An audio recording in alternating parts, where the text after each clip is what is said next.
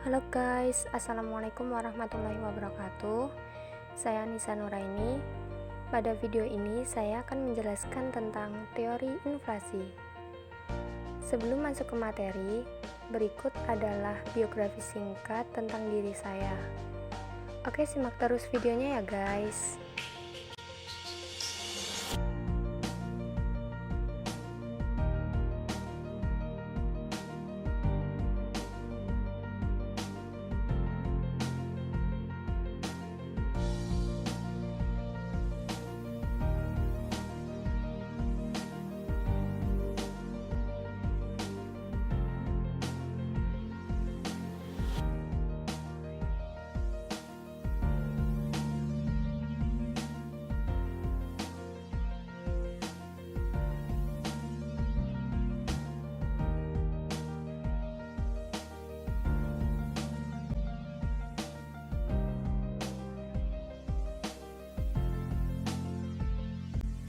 Oke guys, langsung saja kita mulai masuk ke materi.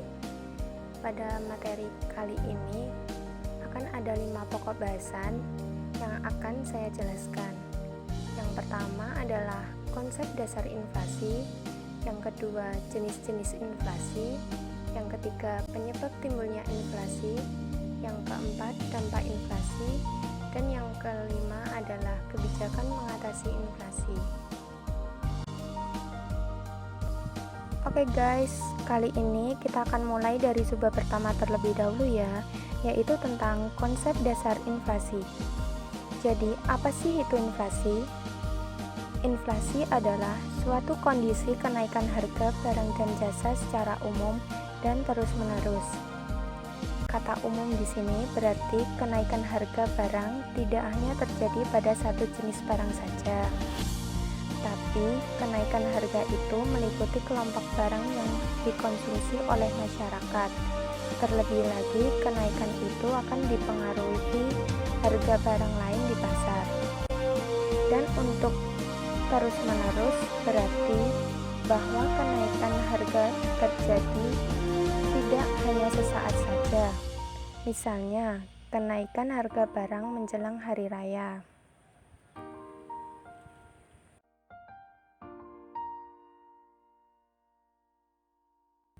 Oke guys, kita lanjut pada subbab berikutnya ya, yaitu tentang jenis-jenis inflasi.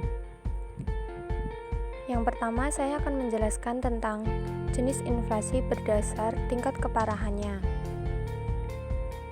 Inflasi berdasar tingkat keparahannya dibagi menjadi 4. Yang pertama, inflasi rendah, yang besarannya kurang dari 10% per tahun. Yang kedua, inflasi menengah, yang besarannya antara 10-30% per tahun. Yang ketiga, inflasi berat, yang besarannya 30-100% per tahun.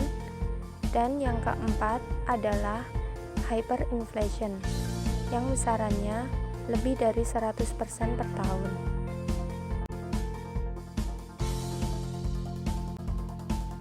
Selanjutnya ada jenis inflasi berdasar asalnya. Untuk inflasi ini dibagi menjadi 2.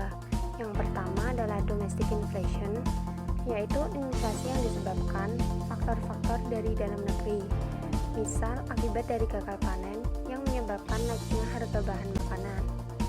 Dan yang kedua adalah imported inflation.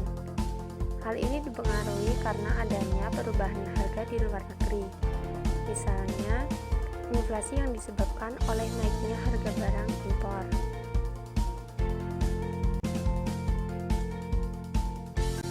Oke, sekarang kita akan lanjut pada sebab berikutnya ya guys, yaitu tentang penyebab timbulnya inflasi. Di sini saya akan menjelaskan penyebab timbulnya inflasi ada 2 macam, yaitu karena adanya tarikan permintaan, dan yang kedua karena dorongan biaya produksi. Oke, kita akan membahas yang pertama, yaitu inflasi akibat tarikan permintaan, atau biasa disebut demand pull inflation. Jadi, apa sih itu demand pull inflation? Demand pull inflation ini adalah inflasi yang terjadi karena jumlah barang yang diminta secara total melebihi jumlah barang yang ditawarkan. Sehingga kelebihan permintaan yang tidak dapat dipenuhi produsen tersebut tentu akan mendorong kenaikan harga-harga karena permintaan lebih besar daripada penawaran. Oke, di sini akan ada grafik tentang inflasi akibat tarikan permintaan. Jadi pada grafik tersebut tampak bahwa permintaan yang meningkat. Kurva permintaan bergeser dari D1 ke D2. Pergeseran tersebut mengakibatkan harga naik dari P1 ke P2.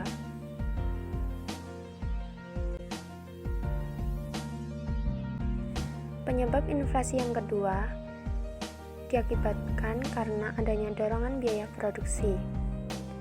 Jadi, inflasi ini terjadi karena kenaikan biaya produksi dengan asumsi jumlah modal perusahaan tetap, sehingga terjadi pengurangan kapasitas produksi. Biaya produksi yang naik akan mendorong naiknya harga-harga barang dan jasa. Selain itu, kenaikan biaya produksi akan mengakibatkan turunnya jumlah produksi sehingga penawaran menjadi berkurang. Jika penawaran berkurang, sedangkan permintaan diasumsikan tetap, maka akibatnya harga-harga akan naik. Nah, di sini akan disajikan grafik, dan dari grafik tersebut tampak bahwa karena kenaikan biaya produksi, maka kurva penawaran bergeser dari S1 ke S2. Dan pergeseran tersebut mengakibatkan harga naik dari P1 menjadi P2.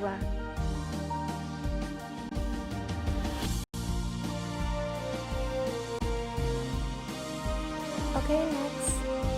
Pada kali ini lanjut pada subbab keempat ya guys, mengenai dampak inflasi. Jadi di sini ada 5 dampak inflasi terhadap perekonomian. Yang pertama, terhambatnya pertumbuhan ekonomi negara. Hal ini terjadi karena berkurangnya investasi dan minat menabung masyarakat. Yang kedua, masyarakat yang berpenghasilan rendah tidak dapat menjangkau harga barang karena harga barang mengalami kenaikan. Yang ketiga, jika terdapat kebijakan untuk mengurangi inflasi, maka akan terjadi pengangguran karena pemerintah berusaha untuk menekan harga. Yang keempat, masyarakat akan cenderung untuk menyimpan barang daripada menyimpan uang. Dan yang kelima adalah nilai mata uang turun karena adanya kenaikan harga barang. Oke guys, sekarang kita akan masuk pada subbab terakhir, yaitu tentang kebijakan mengatasi inflasi. Nah, di sini saya akan menjelaskan ada 3 kebijakan untuk mengatasi inflasi. Kebijakan yang pertama adalah kebijakan moneter, dan yang kedua adalah kebijakan fiskal, yang ketiga adalah kebijakan non-moneter. Untuk kebijakan moneter dibagi menjadi 4, yaitu operasi pasar terbuka, politik diskonto, cadangan kas minimum, dan kredit selektif. Untuk kebijakan fiskal dibagi menjadi 2, yaitu pengurangan pengeluaran pemerintah, dan yang kedua adalah menaikkan pajak. Untuk kebijakan moneter sendiri ada 4, yaitu menaikkan hasil produksi, yang kedua ada kebijakan upah, dan yang ketiga pengawasan harga dan distribusi barang, dan yang keempat adalah kebijakan perdagangan internasional. Oke, kita akan bahas ketiga kebijakan ini pada slide berikutnya. Kebijakan untuk mengatasi inflasi yang pertama adalah kebijakan moneter, yaitu operasi pasar terbuka atau open market operation. Jadi apa itu operasi pasar terbuka? Operasi pasar terbuka adalah kebijakan moneter yang dilakukan dengan cara menjual atau membeli surat berharga di pasar modal. Melalui kebijakan ini, Bank Sentral dapat mengurangi jumlah uang yang beredar dengan cara menjual surat-surat berharga. Misalnya adalah surat utang negara atau SUN. Semakin banyak jumlah surat-surat berharga yang terjual, jumlah uang beredar akan berkurang, sehingga dapat mengurangi tingkat inflasi. Kebijakan moneter yang kedua adalah politik diskonto atau diskon policy. Apa sih politik diskonto? Politik diskonto adalah kebijakan yang dilakukan dengan cara menaikkan atau menurunkan tingkat suku bunga kredit yang dibayar Bank Umum kepada Bank Indonesia. Nah, untuk mengatasi inflasi, Bank Sentral dapat menerapkan kebijakan diskonto dengan cara meningkatkan nilai suku bunga. Tujuannya adalah agar masyarakat terdorong untuk menabung. Dengan demikian, diharapkan jumlah uang yang beredar dapat berkurang, sehingga tingkat inflasi dapat ditekan. Untuk kebijakan moneter yang ketiga adalah cash ratio atau kebijakan cadangan wajib. Nah, cash ratio ini adalah cadangan yang diwajibkan oleh Bank Sentral kepada bank-bank umum yang besarnya tergantung kepada keputusan dari Bank Sentral atau pemerintah. Dengan jalan menaikkan perbandingan antara uang yang beredar dengan uang yang mengendap dalam kas mengakibatkan kemampuan bank untuk menciptakan kredit berkurang, sehingga jumlah uang yang beredar akan berkurang.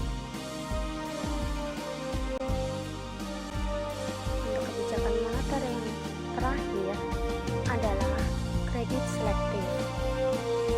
Kebijakan kredit selektif berkaitan dengan upaya mengurangi jumlah uang beredar dengan cara memperketat penyaluran kredit. Berkaitan dengan upaya ini, Bank Indonesia selaku Bank Sentral dapat memperketat syarat kredit, yaitu karakter, kemampuan, jaminan, modal, dan kondisi ekonomi. Oke guys, sekarang kita akan membahas kebijakan selanjutnya, yaitu adalah kebijakan fiskal. Untuk kebijakan fiskal pertama adalah pengaturan pengeluaran pemerintah. Nah, jadi kebijakan ini memungkinkan pemerintah mengendalikan pengeluarannya agar perekonomian tetap stabil. Dalam rangka mengendalikan inflasi, pemerintah dapat menunda atau mengurangi pengeluaran agar jumlah uang beredar menjadi berkurang, sehingga inflasi dapat teratasi. Kebijakan fiskal yang kedua adalah peningkatan tarif pajak. Nah, jadi kebijakan ini bertujuan untuk mengurangi jumlah uang beredar, karena dengan adanya kebijakan ini, sebagian penghasilan masyarakat diberikan kepada negara dalam bentuk pajak. Akibat kebijakan ini, daya beli masyarakat berkurang, sehingga inflasi dapat dikendalikan. Oke, sekarang kita akan lanjut pada kebijakan selanjutnya, yaitu tentang kebijakan non-moneter. Kebijakan non-moneter pertama adalah peningkatan produksi. Nah, kegiatan produksi dapat ditingkatkan melalui penambahan investasi, subsidi, penurunan biaya ekspor, dan perlindungan usaha. Peningkatan produksi pada saat jumlah uang beredar besar tidak akan menimbulkan inflasi, akan tetapi peningkatan produksi akan meningkatkan kemampuan perekonomian suatu negara. Untuk kebijakan moneter yang kedua adalah kebijakan upah. Nah, jadi kebijakan upah ini berkaitan dengan meningkatkan tarif pajak penghasilan. Naiknya tarif pajak penghasilan akan menurunkan pendapatan yang siap untuk dibelanjakan atau disposable income. Hal ini berarti masyarakat akan memperoleh penghasilan dalam jumlah lebih sedikit akibat kenaikan tarif pajak. Oke guys, sekarang kita akan membahas kebijakan non-moneter yang terakhir, yaitu adalah kebijakan dalam perdagangan internasional. Jadi, kebijakan dalam perdagangan internasional ini dimaksudkan untuk meningkatkan kinerja ekspor-impor. Berkaitan dengan upaya mengatasi masalah inflasi, pemerintah dapat menurunkan bea masuk impor. Oke guys, ini merupakan penghujung dari pembahasan kita. Jadi untuk pembahasan teori inflasi pada video ini saya cukupkan sekian ya guys. Terima kasih bagi yang sudah menonton. Kebijakan non-moneter yang ketiga adalah pengawasan harga. Jadi, kebijakan ini dimaksudkan agar harga tidak terjadi kenaikan. Hal ini seperti yang dilakukan pemerintah dalam menetapkan harga tertinggi atau harga eceran tertinggi, disingkat dengan HET. Nah, ada juga nih, selain pengawasan harga, pemerintah juga perlu melakukan pengawasan dalam distribusi barang. Untuk menghindari pasar gelap, maka distribusi barang harus dapat dilakukan dengan lancar, seperti yang dilakukan pemerintah melalui Bulog atau KUD.